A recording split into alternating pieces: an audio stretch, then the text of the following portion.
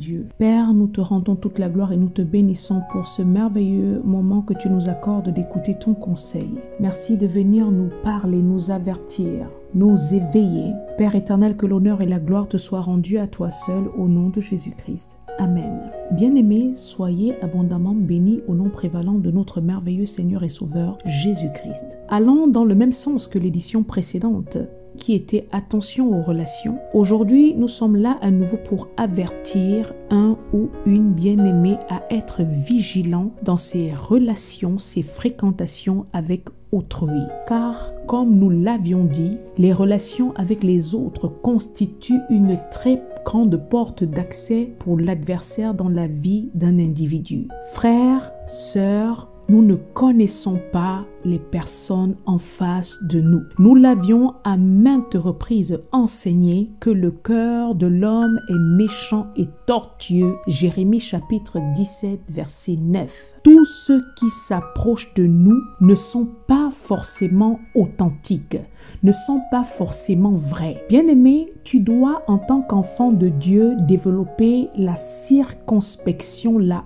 haute prudence et savoir avec qui tu marches, savoir à qui est-ce que tu te confies. Proverbe 18 verset 24 dit: celui qui a beaucoup d'amis les a pour son malheur. Voilà pourquoi un enfant de Dieu ne devrait pas se hâter à faire rentrer tout et n'importe qui dans son périmètre privé. Doit protéger sa maison, protéger sa vie, protéger son foyer, protéger son témoignage, protéger ses grâces et bénédictions, protéger ses enfants s'il en a déjà, n'appelant pas trop vite amis, frères, sœurs, tous ceux qui se présentent à lui, mais prenons toujours le temps d'observer et de discerner. Nous l'avions dit lors de l'édition précédente, il existe une catégorie de personnes à éviter, à mettre en quarantaine si nous voulons vivre, demeurer en paix. Pour cela, il vaudrait mieux pour nous avoir l'œil, l'oreille spirituelle afin de discerner, afin de saisir, de comprendre à qui l'on a affaire. Car croyons-le, il y a des signes qui ne trompent pas. Les personnes malveillantes, que moi j'appelle les sorciers, se dévoilent parfois au travers de leur langage. Un langage chargé d'envie,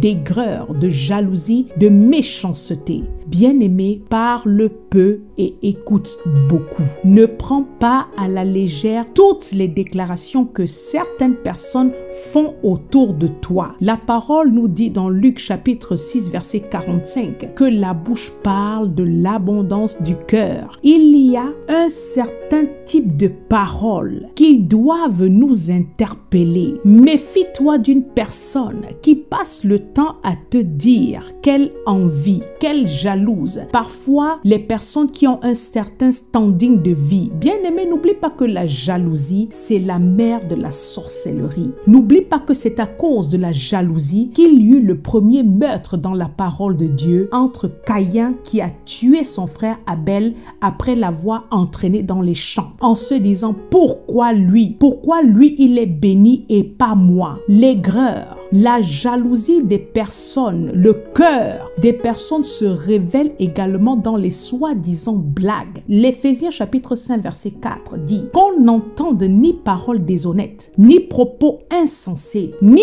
plaisanteries, choses qui sont contraires à la bienséance, qu'on entende plutôt des actions de grâce. Attention aux plaisanteries. Bien-aimé, fais attention aux blagues. Le proverbe 26 verset 19 dit: ainsi est un homme qui trompe son prochain et qui dit: n'est-ce pas pour plaisanter? Dans les moments de plaisanterie, de blague, de rigolade que nous voyons là, certains dévoilent leur état de cœur méchant. Une personne aigrie et jalouse sortira constamment des propos inadéquats, des choses qu'elle sait pertinemment qui t'ont fait mal, ressassera constamment un passé qui t'est douloureux, mais sous forme de soi-disant blague, dépassant ainsi les bornes. Bien-aimé, je te le redis à nouveau, écoute beaucoup et sois lent à parler. Demande à Dieu de te révéler le cœur de celui ou de celle qui marche, évolue, mange,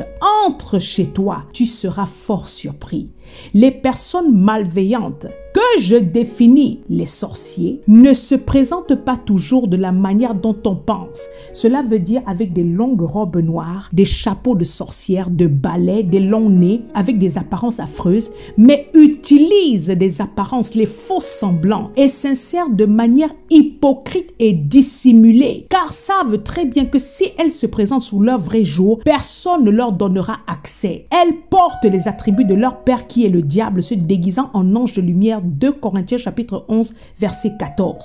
Ce sont des personnes comme ça qui ont des attributs de mensonge, d'hypocrisie, de flatterie, de méchanceté et j'en passe. Bien-aimé, fais attention à tes relations. Lisons le proverbe 26 à partir du verset 23 jusqu'au verset 28. Il est écrit: comme des scories d'argent appliquées sur un vase de terre, ainsi sont des lèvres brûlantes d'un cœur mauvais. Par ses lèvres celui qui est se déguise, et il met au-dedans de lui la tromperie. Lorsqu'il prend une voix douce, ne le crois pas, car il y a 7 abominations dans son cœur. S'il cache sa haine sous la dissimulation, sa méchanceté se révélera dans l'assemblée. Celui qui creuse une fosse y tombe, et la pierre revient sur celui qui la roule. La langue fausse hait ce qu'elle écrase, et la bouche flatteuse prépare la ruine. Bien-aimé, ce proverbe nous dit en d'autres termes que la tromperie des méchants ressemble au vernis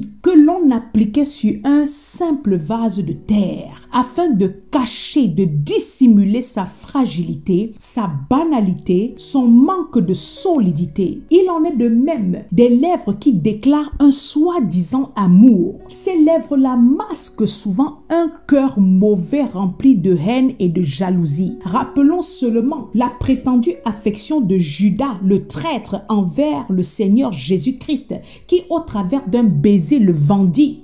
Rappelons la soi-disant affection, le soi-disant amour de Delilah envers Samson, qui, après l'avoir enivré, une fois qu'il s'est endormi, a coupé ses tresses et l'a livré aux Philistins. Bien-aimé, attention à tes relations. Attention à toutes ces personnes hypocrites qui de leurs lèvres te déclarent l'amour, qui te déclarent des paroles apparemment gracieuses. Cela cache parfois des inimitiés. C'est de la tromperie. Il y a des personnes qui, derrière leur discours bienveillant, se réjouissent en réalité de ton malheur, des coups durs que tu endures. Voilà pourquoi il est sage de ne pas raconter tes problèmes à tout le monde.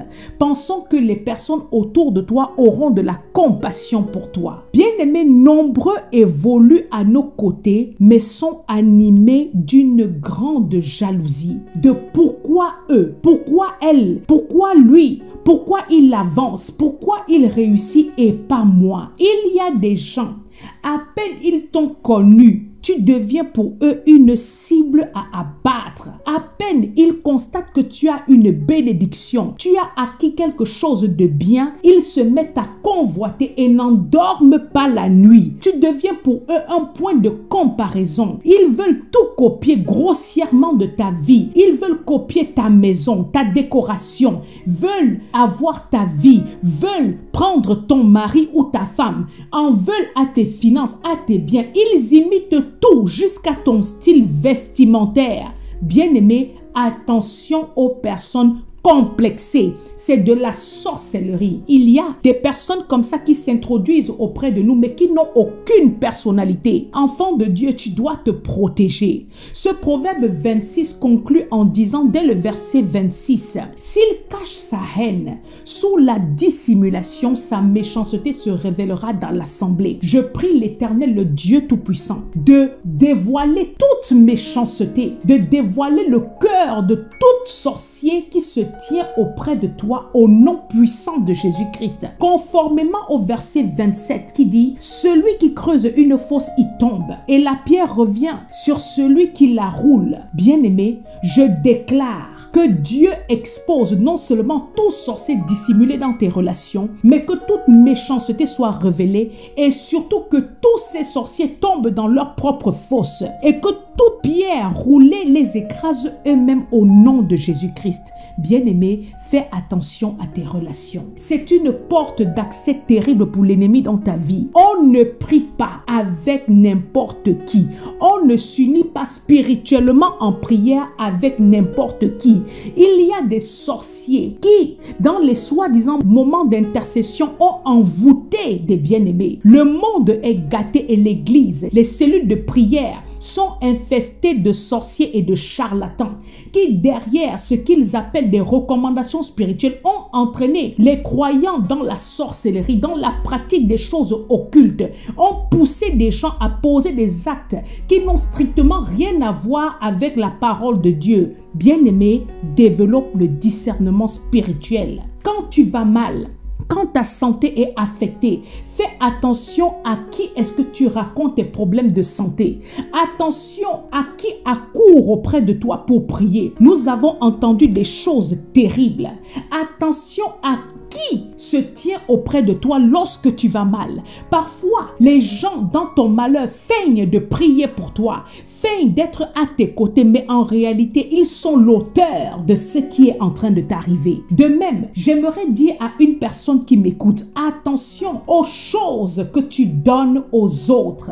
Attention aux vêtements, attention aux chaussures, attention aux cadeaux que tu donnes aux autres. Parfois, il y a des gens malveillants qui utilisent les dons qu'on leur fait contre nous. Et de même, je dirais encore plus, attention à ce que tu reçois. Plusieurs, au travers des objets reçus de la main de certaines personnes, ont introduit dans leur propre demeure des caméras spirituelles. Bien-aimé, sépare-toi de toute chose qui constitue un point d'accès de l'ennemi dans ta maison. Enfant de Dieu, demande à l'Éternel de te montrer le cœur des personnes qui t'entourent. Nous lisons Jonas chapitre 1 à partir du verset 14. Il est écrit: alors ils invoquèrent l'Éternel et dirent: ô Éternel, ne nous fais pas périr à cause de la vie de cet homme et ne nous charge pas du sang innocent, car toi, Éternel, tu fais ce que tu veux. Verset 15. Puis ils prirent Jonas et le jetèrent dans la mer, et la fureur de la mer s'apaisa. Je vais répéter les mots de ce verset 14. Ô Éternel, ne nous fais pas périr à cause de la vie de cet homme et ne nous charge pas du sang innocent. Bien-aimés, ce sont les mots des matelots dans la barque qui se voyaient en grave danger de mort à cause de la présence de Jonas dans ce navire. Enfant de Dieu,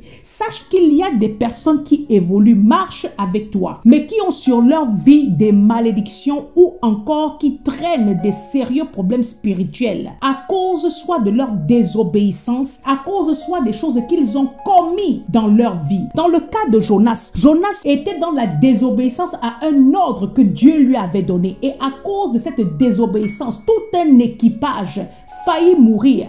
Et pendant ce temps, si vous lisez la partie B du verset 5 et le verset 6, Jonas descendit au fond du navire, se coucha et s'endormit profondément. Verset 6, le pilote s'approcha de lui et lui dit: pourquoi dors-tu? Lève-toi, invoque ton Dieu. Peut-être voudra-t-il penser à nous et nous ne périrons pas. Jonas, pendant que les innocents, les personnes qui n'avaient strictement aucune part à ce qui lui arrivait dans sa vie, ramaient, trimaient pour s'en sortir, lui, il dormait profondément. Bien-aimé, il y a des personnes qui rentrent dans nos vies avec des bagages spirituels lourds, qui rentrent dans nos vies avec la sorcellerie. Je le redis, on ne connaît pas les gens. Et pendant que toi, tu t'attelles, pendant que toi, tu l'aides, tu le transportes, pendant que tu cherches à l'amener d'un point A à un point B, pendant que tu es en train de morfler, tu encaisses, tu payes cher et parfois au risque de ta vie, ces personnes sont couchées en train de dormir, ça ne leur dit strictement rien. Parfois, comme ces matelots, tu viendras même te plaindre, pleurer, t'expliquer. Bien-aimé, cette personne, bien que sachant que c'est sa présence au sein de ta vie qui apporte autant de dégâts, bien-aimé, ça ne lui fait ni chaud ni froid. Il y a des personnes qui s'introduisent comme ça dans la vie des uns et des autres avec tout un tas de problèmes. Les problèmes de papier, les problèmes de finances, les problèmes de couple. Ils ont tout genre de problèmes, bien-aimé. Toi, tu récupères le cas de ces personnes-là, tu commences à prier pour que Dieu agisse. Et comme la prière fervente du juste que toi tu es, l'alliance que toi tu as avec Dieu est une alliance authentique, la vie de ces personnes commence à avancer. Mais toi, pendant ce temps, tu reçois les retours spirituels de cette sorcellerie que ces personnes portent. Bien-aimé, tu ne connais pas la vie des gens. Tu ne sais pas pour quelle raison un tel se retrouve dans la situation qu'il est en train de traverser. Ne t'empresse pas de rentrer dans le spirituel des personnes que tu ne connais pas.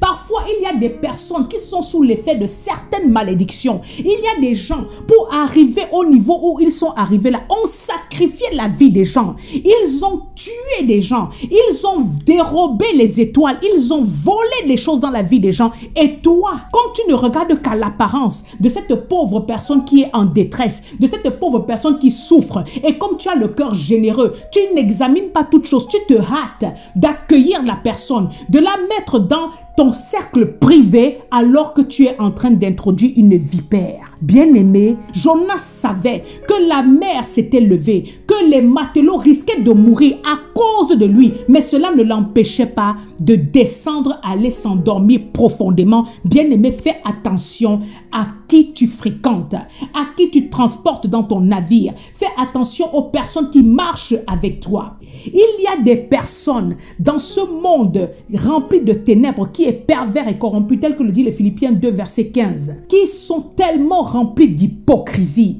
Bien-aimé, tout le monde n'est pas forcément content de ton évolution, de ton succès, content de tes grâces.